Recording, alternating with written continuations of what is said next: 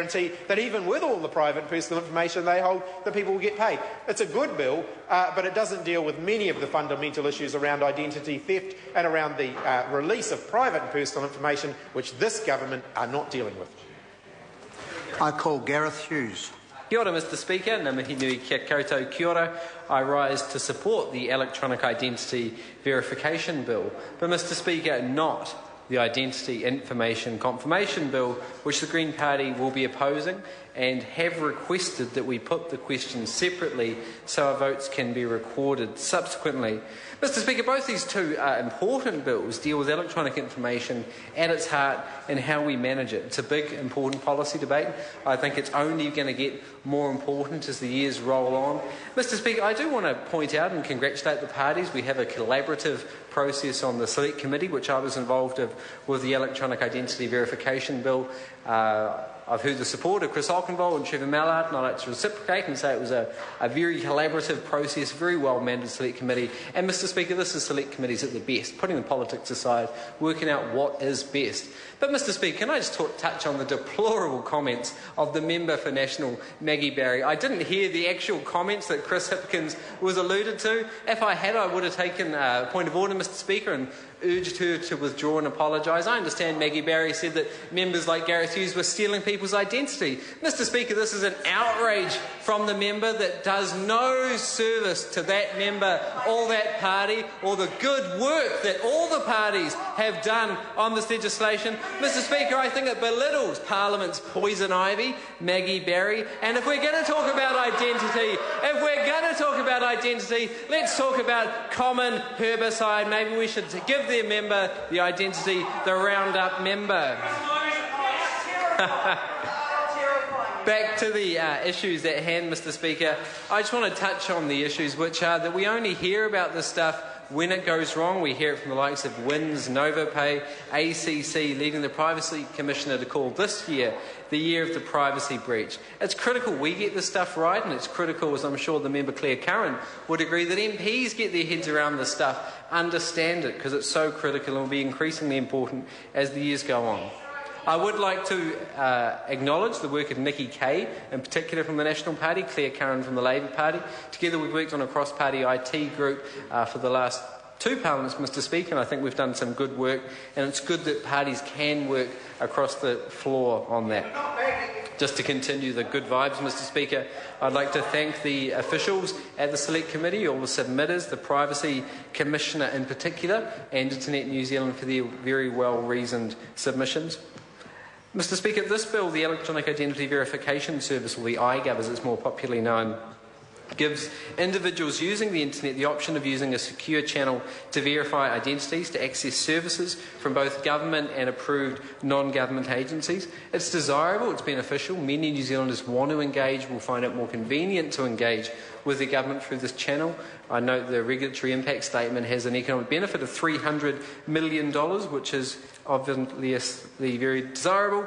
I would like to point out, though, it's important that we don't entirely replace face-to-face interaction with government departments, as I'm sure the Housing Minister, Phil Heatley, could tell us about the problems when you get rid of face-to-face agents and you go to only a call centre or online-based system. It's obviously not the answer, and it's obviously not the way all Kiwis want to engage. There's a real digital divide in New Zealand.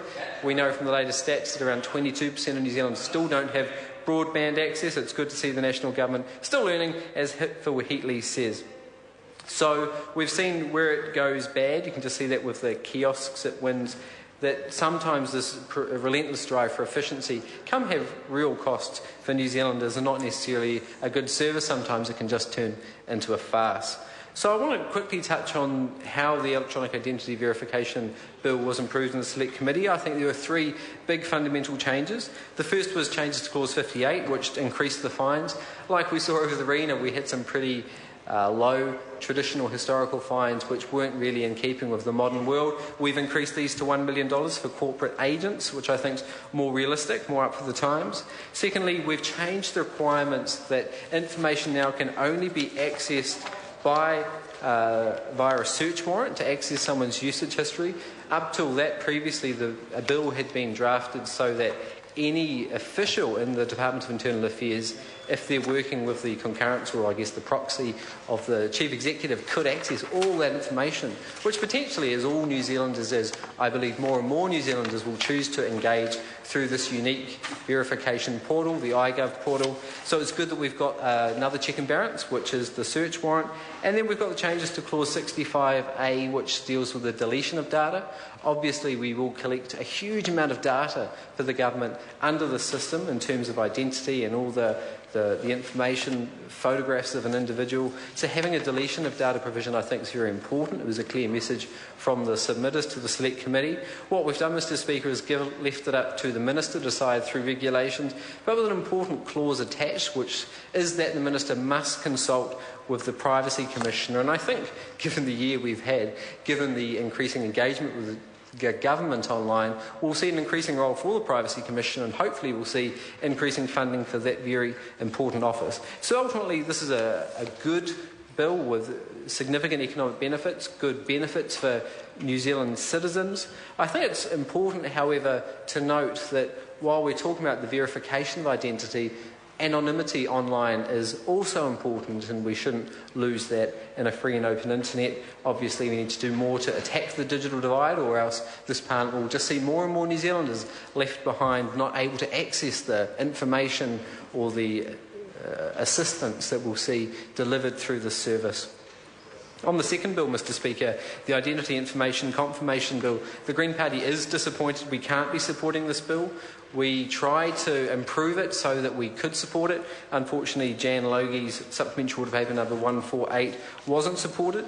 The key issue for us in terms of this bill facing the House, Mr Speaker, is the need to address identity theft. We acknowledge that's incredibly important. We think we do need greater legislative amendments to increase that. But what we were particularly concerned was the potential that it could be abused by employers, particularly as part of the requirement to disclose information to verify identity.